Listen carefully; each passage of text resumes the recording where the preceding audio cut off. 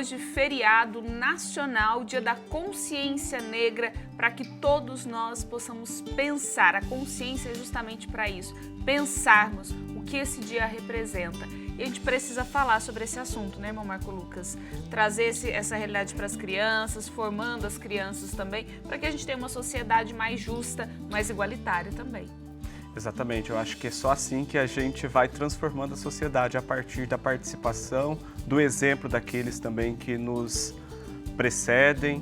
E hoje nós temos aqui 3 convidados muito especiais que vão falar conosco para que a gente possa aprender mais, para que a gente possa crescer. Nós temos a presença da Ana Flávia de Andrade Coelho, é educadora, diretora de escola. Temos também a presença do Pedro, trabalha aqui na TV Aparecida, ele também é fotógrafo, é produtor cultural. E a presença do nosso querido Padre Vanderlei, missionário redentorista, que está completando no dia de hoje 25 anos de padre.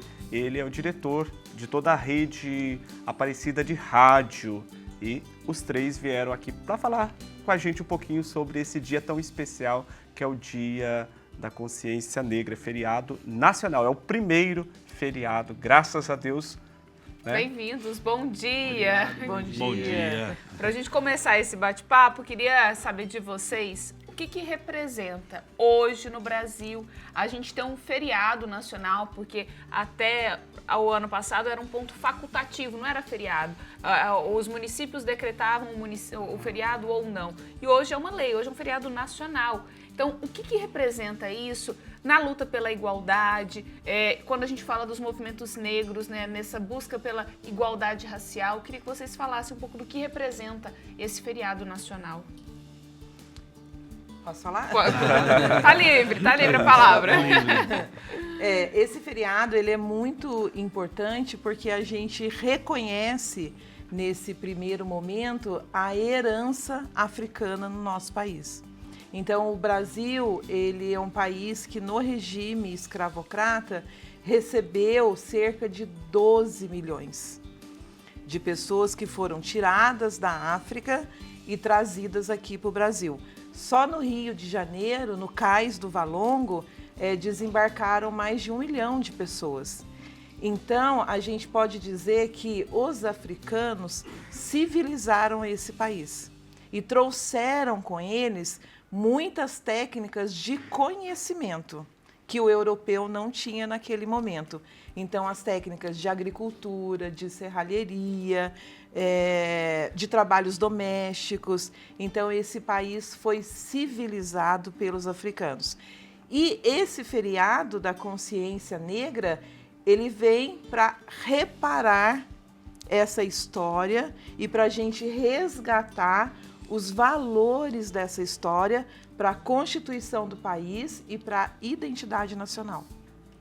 Pedro, como você vê a juventude engajada nisso? Eu vejo que esse momento está sendo muito importante porque, apesar de tudo que a gente viveu nos últimos anos, está sendo uma hora de mudança. Eu acredito que ter sido institucionalizado como feriado nacional faz com que a juventude ela acorde um pouco mais para a importância do resgate da nossa história. Isso é uma coisa que eu vejo. Eu venho de um bairro periférico e eu vejo que isso é uma situação que falta muito de ser ensinada. Que nem meu apelido é Pedro Japa, por ter o olho puxado, porque eu venho de descendência de pretos e índios.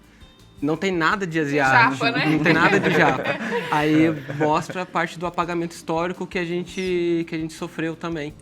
Então acho que esse é um momento que a gente está conseguindo virar uma chave e fazer com que a juventude acorde um pouco mais para essa luta que é importante demais, né? Com certeza. Padre Vanderlei, trazer esse assunto para a igreja também é importante nesse contexto atual, né, nesse mundo contemporâneo e para a igreja no Brasil. É importante trazer também esse assunto, essa reflexão para dentro da igreja, né? É verdade, Camila, é uma coisa interessante. A gente tem uma máxima dentro dos movimentos negros que diz: existe uma história da África que a gente conhece hoje antes do Brasil, mas não existe uma história do Brasil que nós conhecemos hoje antes da África. Por quê?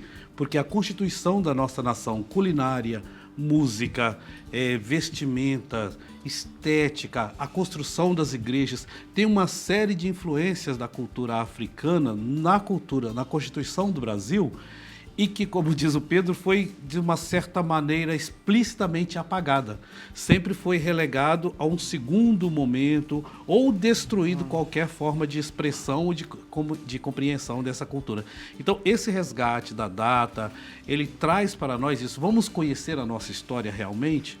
Ou vamos continuar contando a história que nos contaram?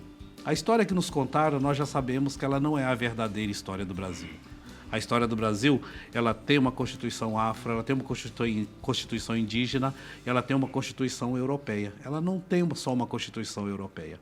Então, trazendo tudo isso, e nós, igreja, a gente sempre tem essa preocupação. O cristianismo é uma religião que ele se faz no contato com a realidade.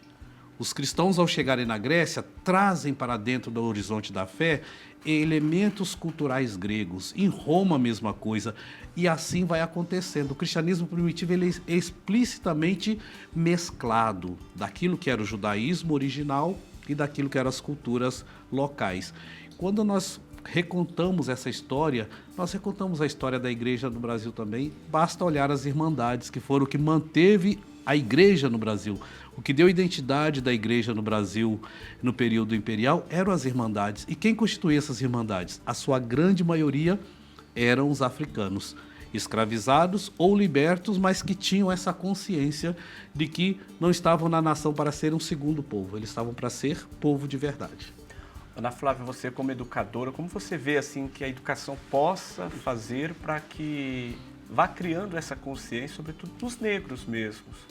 Então, na área da educação, a gente tem já há 21 anos uma lei federal, que é a Lei 10.639, que essa lei disciplina a obrigatoriedade do ensino da cultura africana e da história da África dentro das unidades escolares. Porém, é só neste ano de 2024 que foi lançado pelo governo federal uma política nacional para a educação das relações étnico-raciais e quilombolas. Isso é um avanço muito grande, porque as escolas e os professores e os gestores terão formação a respeito das relações étnico-raciais, como deve ser tratado esse tema, o resgate do ensino da história da África e afro-brasileira, as condições de enfrentamento do racismo dentro das unidades escolares, porque há pesquisas que dizem que o primeiro contato de uma criança com uma situação de racismo é dentro de uma escola. Então, a gente precisa criar essas políticas públicas de enfrentamento ao racismo. E o mais importante que essa política nacional vai trazer é o monitoramento dessas ações. Então, a gente vai ter um mapa no Brasil inteiro, pelas regionais, pelos estados, em que vai poder se apurar, comparar, analisar como essas práticas docentes de educação antirracista podem diminuir o racismo no Brasil, no país. E é interessante porque a gente tem 3 eixos diferentes aqui. A gente tem a educação, a arte e a igreja. Então, 3 ramos que mostram como a gente pode conscientizar as pessoas por realidades diferentes. Pedro, dentro da arte, como que você vê o trabalho que a arte pode fazer nessa conscientização, promovendo também momentos para que as pessoas possam entender o que significa a luta negra no Brasil hoje? Sim. Eu venho basicamente do hip hop e do jongo, que são 2 culturas, 2 expressões artísticas que vêm de raiz africana. E são culturas que foram marginalizadas durante muito tempo. O hip hop, ele está presente em praticamente todos os países, né, que fazem parte da ONU. E dentro deles existe a Zulu Nation, que é uma fundação onde ela dissemina a cultura e ela também faz a parte de projetos sociais. E existem dados que comprovam que países onde tem um trabalho de hip hop muito forte, a gente consegue fazer um trabalho não só de resgate, mas também de prevenção ao uso de drogas, aos males que a gente tem na sociedade. E o jongo é uma cultura nossa regional que tá ganhando cada vez mais espaço, né? Tá sendo cada vez mais reconhecido. Nós temos grandes mestres, alguns fazem até parte do Instituto Baobá, junto a nós. E é uma cultura que ela é uma cultura muito forte, uma cultura de resistência. E a gente enfrenta grandes dilemas entre manter viva a resistência, a tradição, trazer junto as tecnologias novas para poder transformar em algo atrativo para o jovem. Então a gente tem todo esse debate dentro das culturas, e o jongo, enquanto ele é bicentenário na nossa cidade, o hip hop já é uma cultura mais nova. Então a gente ainda está constituindo, criando o que é o hip hop hoje em dia. Existem os elementos que são fundamentais na cultura, mas qual é o hip hop da juventude nova? Porque eu acabei de passar dos 30. O meu hip hop de 10 anos atrás é diferente do hip hop de um jovem de 15 hoje em dia. Uhum. Então a gente tem todo esse debate dentro da nossa bolha, para transformar em algo que seja abrangente, que abrace, que acolha, independente inclusive da sexualidade, da raça, da cor da pessoa, e que não perca as raízes também. Essa é uma grande luta que a gente tem diariamente dentro da cultura. O Padre Vanderlei, ele é o diretor, né, da rádio, e ele está sempre presente na mídia também, né, na televisão. E é muito importante a gente ver que nos últimos anos houve uma ascensão. Claro, há algum tempo já temos figuras importantes negras nos meios de comunicação. Mas como o senhor, estando aqui nos meios de comunicação, na casa de Nossa Senhora negra, como que o senhor se sente? Como que o senhor vê a sua representatividade e o que isso pode influenciar nas futuras gerações? Essa é uma grande questão, irmão, porque assim, quando a gente reflete sobre a questão da representatividade, nós vemos que é um grande desafio ainda. Ainda a presença negra nesses meios, nesses locais onde não se identificava a possibilidade, é quase como que um extraordinário, um exótico, sabe? Olha, aquele médico negro, mas aquela diretora de escola, que a professora pode ser, mas a diretora não. Então, assim, todos esses locais onde a gente tem trazido a discussão, a partir do momento que a gente ocupa, que a gente vai e faz o nosso trabalho, é um desafio de, primeira coisa, tirar essa cortina do exótico. O negro não é diferente do branco. A inteligência humana é a mesma, as capacidades são as mesmas, as possibilidades é que são diferentes. Então, se as possibilidades são diferentes, a discussão é como possibilitar ou como favorecer que essas possibilidades sejam igualitárias. Lembrando que as diferenças têm que ser tratadas de maneiras diferentes. O tornar igual não é fazer a mesma medida, é fazer a medida certa para a necessidade certa. Essa é uma questão. A outra questão é importante esta representatividade. Porque nós vamos olhando no mundo da arte, no mundo dos esportes, a gente sempre teve presenças negras de destaque. Mas cadê a história dessas pessoas sendo transmitidas? Não tivemos. Quem são os nossos heróis negros? Pelé, Mike Tyson, dos esportes e tudo mais. Então, assim, nós temos uma outra forma de olhar essa realidade hoje. Hoje nós olhamos como um desafio. Primeiro, não constituir ou não permanecer com essa ideia do exótico. É o extraordinário, é o favorecido especial. Não. E segundo, esta representação ela tem que chegar. Aí nós vamos dialogar com a cultura, com a educação, com a religião, para que ela chegue às novas gerações de uma forma natural. Os jovens hoje que veem um padre preto celebrando uma missa meio-dia na Basílica Nacional de Aparecida e fazendo um fala devoto, eles não têm que olhar isso como extraordinário. Tem que olhar isso como normal. Tem que ser natural, né? Normal, natural. Agora, a gente sabe que não é. Porque o inconsciente coletivo brasileiro, né, a Constituição e a maneira ainda do Brasil olhar as pessoas negro-indígenas é de uma outra forma. A presença e a constituição da normalidade é que nós trabalhamos para que aconteça, né?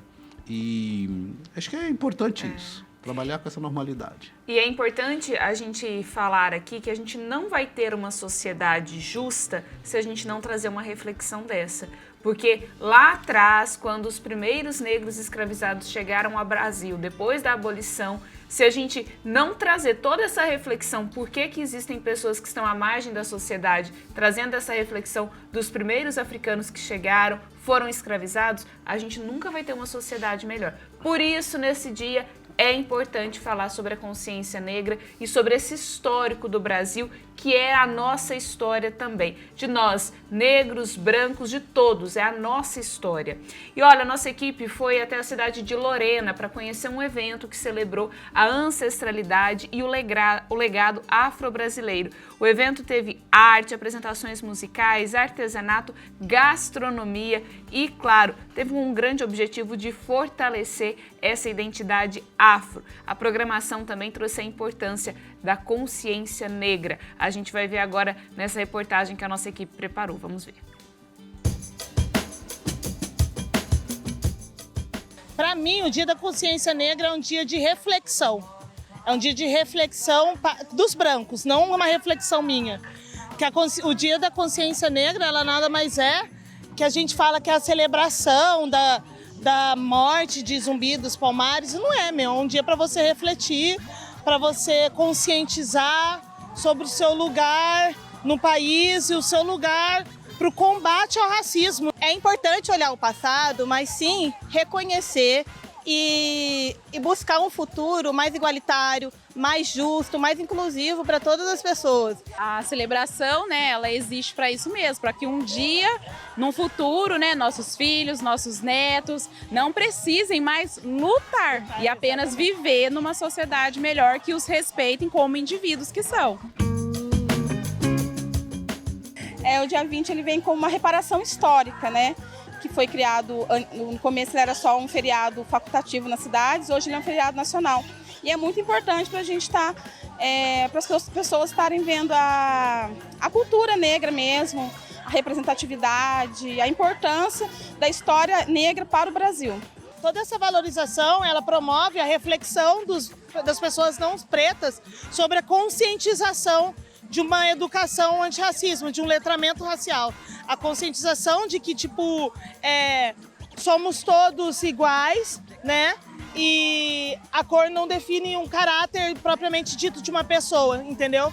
Então, a valorização da gastronomia e as pessoas consumindo, conhecendo a cultura preta, automaticamente esse preconceito que já é enraizado, que já é estrutural, já vai se dissipando. Às vezes a gente ouve uns discursos que não precisa de consciência negra, é consciência humana. Não, é consciência negra sim, sabe? É tudo que os nossos povos passaram. Nós somos sequestrados, nós somos escravizados, nós somos vistos como margem da sociedade. Então, tudo que nós passamos, se ao menos uma pessoa tivesse a consciência de que tudo isso aconteceu com o negro no Brasil e no mundo, acho que a gente conseguiria ter, de fato, o combate ao racismo, né? Então, esse projeto do Quilombo aqui de Lorena, ele é muito importante porque ele dá uma visibilidade ao trabalho dos empreendedores negros da cidade. Ele dá uma oportunidade da gente estar mostrando o nosso trabalho, né? E valorizar mesmo o trabalho do empreendedor, tá mostrando o que a gente faz de legal, não só como, no meu caso, a confeitaria, a culinária, mas como artesanato, as meninas com coisas de beleza. Então, essa feira é muito significativa para exaltar e dizer que sim, o Vale do Paraíba, Lorena, tem empreendedores negros que estão na luta assim como os outros. E vale salientar também que a consciência negra não é só em novembro, a consciência negra é nos 365 dias do ano, em ano bissexto, nos 366 dias. Então é muito importante salientar isso, a consciência negra é todos os dias.